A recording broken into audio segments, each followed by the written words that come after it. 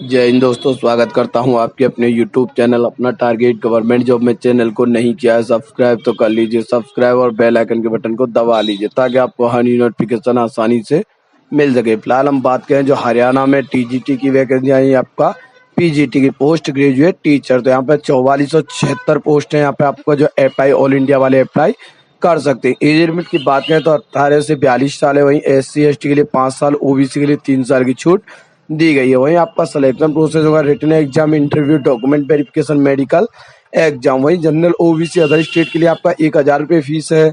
वहीं आपका general female के लिए, अदर स्टेट फीमेल के लिए, BCBS के लिए आपका 250 रुपये है। यहाँ पे PH PWD के लिए कोई फीस आपको पे नहीं करना है। 28 जून से 18 जुलाई तक आपके फॉर्म जो है चलने वाले। यहाँ पे आप देखते हैं PGT कॉमर्स है, computer science, fine art, history, math, music, तो आपको अलग अलग दिए हुए हैं। तो आप जो है आवेदन करना चाहते हैं तो जिसके लिए आप करना चाहते हैं उसके लिए आवेदन कर सकते हैं। क्वालिफिकेशन की बात करें तो PG प्लस या BEd प्लस स्टेट क्वालिफाई चाहिए। तो आप कैसे आवेदन कर पाएंगे वो मैं आपको बताऊँ। सबसे पहले आपको जाना होगा ऑफिशियल वेबसाइट पे। ऑफिशियल वेबसाइट का लिंक आपको डिस्क्रिप्शन में मिल जाएगा। तो इस तरीके का इंटरफेस आपके सामने खुल के आ जाएगा। यहाँ पे आप किस सब्जेक्ट के लिए आवेदन करना चाहते हैं या किस कैडर से आवेदन करना चाहते हो यहाँ पर सिलेक्ट कर लेंगे। यहाँ पे सोशोलॉजी है, उर्दू है, किसके लिए आपको आवेदन करना है उसके लिए अप्लाई पे क्लिक कर देंगे। एंड यहाँ पर दिखाई देगा न्यू रजिस्ट्रेशन, तो आपको न्यू रजिस्ट्रेशन पे क्लिक कर देना है। एंड आपको यस, अब उधर आप हरियाणा के निवासी हैं तो यस करेंगे, अन्यथा आपको नो कर देना है।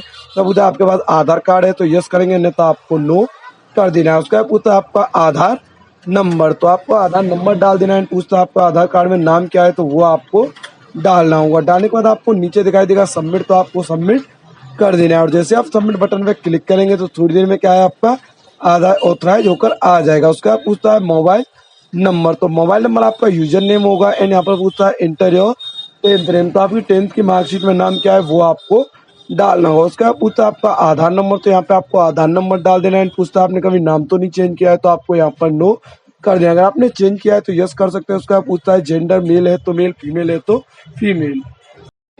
आपको फिर से बता दूं, जो यूजर नेम होगा वो आपका मोबाइल नंबर होगा। एंड एप्लीकेंट नेम आपका जो 10th की मार्कशीट है उसके हिसाब से आपको डालना होगा। वहीं आपको होता है इंटीरियर 16 डिजिट वर्चुअल आधार ID, तो वर्चुअल ID का नंबर यहाँ पर आपको डालना होगा। आधार नंबर नहीं डालना है तो वर्चुअल ID कैसे प्राप्त करेंगे? सबसे पहले आप जाएंगे आधार की ऑफिशियल वेबसाइट पे। आपके मोबाइल है तो आप मोबाइल में डाउनलोड करेंगे M आधार, तो आपका इस तरह का इंटरफेस खुल के आ जाएगा। यहाँ पे क्या आपको डाउनलोड आधार कर लेना है या VID जनरेट कर सकते हैं तो VID जनरेट करेंगे। यहाँ पे आधार नंबर डाल देना है, यहाँ पे कैप्चा कोड डाल देना है। सेंड OTP करेंगे तो आपके मोबाइल पर OTP आ जाएगा। एंड OTP डालने के बाद आपको वर्चुअल ID प्राप्त हो जाएगी। तो यहाँ पे क्या आपको वर्चुअल ID डालना है। वही पूछता आपको आपने नेम चेंज किया है तो यस करेंगे, नहीं तो आपको नो कर देना है।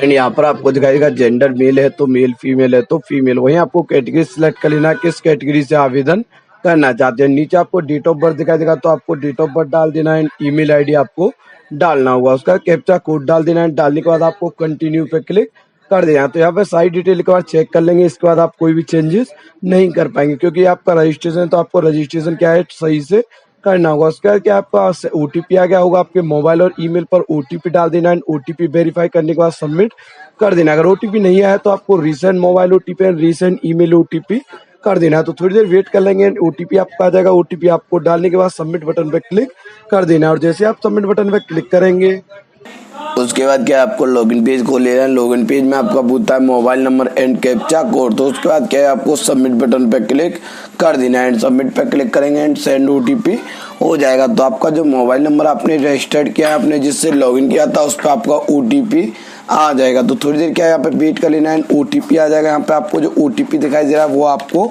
डालना होगा। 6 डिजिट का OTP आपके सामने आया होगा। यहाँ पे क्या आपको वैलिडेट पे क्लिक कर लेना। अगर नहीं आया तो आपको क्या है रीसेंट OTP कर लेना है। एंड आपको इसको नीचे करना होगा। और सबसे पहले आपको नेक्स्ट कर लेना है। नेक्स्ट करेंगे, यहाँ पे पूछता आपका फादर्स मदर्स नेम, तो सबसे पहले क्या अपनी माता मदर्स नेम यहाँ पर डालेंगे। एंड यहाँ पर फादर्स नेम आपको डालना होगा। फादर नेम यहाँ पर आपको डाल देना है, पिताजी का नाम। उसके बाद पूछता है have you been divert UPSC HPSC other state BCS, तो आपको कहीं से डाइवर्ट किया गया है तो आपको यहाँ पर नो ही करना होगा। उसके बाद क्रिमिनल कोर्ट केस है आपके खिलाफ कोई, तो वो आपको नो करना होगा।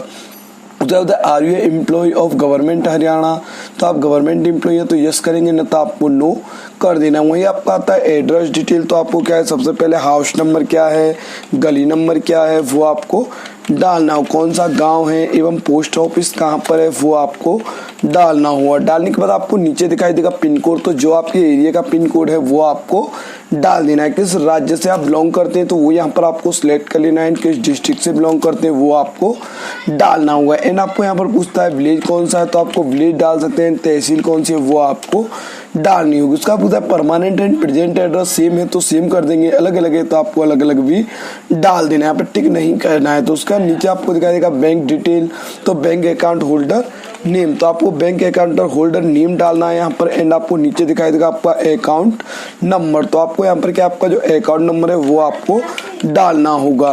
तो डालने के बाद आपको क्या है यहाँ पर नीचे दिखाई देगा नेम ऑफ द बैंक, तो आप किस बैंक में आपका खाता है तो वो आपको डालना होगा। एंड IFSC कोड जो आपकी बैंक का दिया हुआ है, हर बैंक का अलग अलग होता है, तो आपको क्या है वही IFSC डालना होगा। डालने के बाद आपको दिखाई देगा नेक्स्ट, तो आपको नेक्स्ट स्टेप पे क्लिक कर लेना है। जैसे आप नेक्स्ट स्टेप पे क्लिक करेंगे यहाँ पे आता है आपका फोटोग्राफ, तो आपको फोटोग्राफ और सिग्नेचर जो है अपलोड करना होगा। फोटोग्राफ और सिग्नेचर आपका ब्लर नहीं होना चाहिए, पहली बात तो आपको विशेष ध्यान रखना है कि अच्छी क्वालिटी का और अच्छा बैकग्राउंड होना चाहिए, लाइट बैकग्राउंड में आपको फोटोग्राफ अपलोड कर देना है। वहीं आपको सिग्नेचर अपलोड कर देने, फोटो एंड सिग्नेचर अपलोड करने के बाद नीचे कर लेना है। नीचे आपका पूछता है 10th किस बोर्ड से पास किया था, तो वो आपको डालना होगा, किस ईयर में आपने पास किया है वो आपको डाल देना है।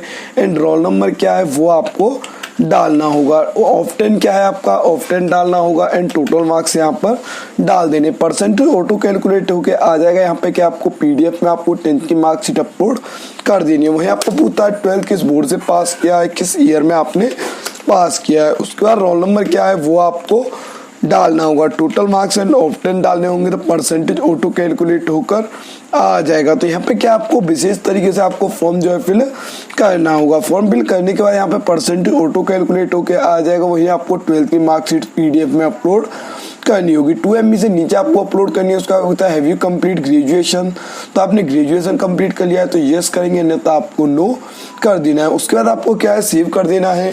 एंड डाटा सेव करेंगे तो आपका फोटो, सिग्नेचर, 10th की मार्कशीट, 12th की मार्कशीट, ये सारी चीज जो है अपलोड हो चुकी है। तो यहाँ पे आपको क्या है थोड़ी देर वेट कर लेना है। सेव करने के बाद आपका क्या है थोड़ी देर यहाँ पर लोडिंग चलने वाला है, थोड़ी देर आपका लोडिंग चलेगा एंड आपका फॉर्म जो है सेव हो जाएगा। उसके बाद आपको क्या करना है, उसके बाद पूछता है आप किस पोस्ट के लिए आवेदन करना चाहते हैं। तो यहाँ पे आप सोशियोलॉजी से हैं, साइकोलॉजी से हैं, किससे हैं, तो यहाँ पे क्लिक हियर टू अप्लाई कर देना है। क्लिक हियर टू अप्लाई करेंगे, यहाँ पे आता है आपका MA सोशियोलॉजी, तो आपका हर आपका सब्जेक्ट के हिसाब से अलग अलग दिया हुआ है, किस यूनिवर्सिटी से पास किया था, किस इंस्टीट्यूट से किस ईयर में आपने पास किया है तो वो आपको डाल देना है। रोल नंबर क्या है वो आपको डालना होगा। डालने के बाद आपको पूछता है obtain and total marks, percentage auto calculate होकर आ जाएगा। वहीं आपको क्या है यहाँ पर MA की मार्कशीट आपको अपलोड करनी होगी। MA की मार्कशीट अपलोड करने के बाद यहाँ पे थोड़ी देर क्या आपका लोडिंग चलता है, तो आपको कोई यहाँ पर टेंशन लेने की आवश्यकता नहीं है। तो क्या आपका जो भी फॉर्म होगा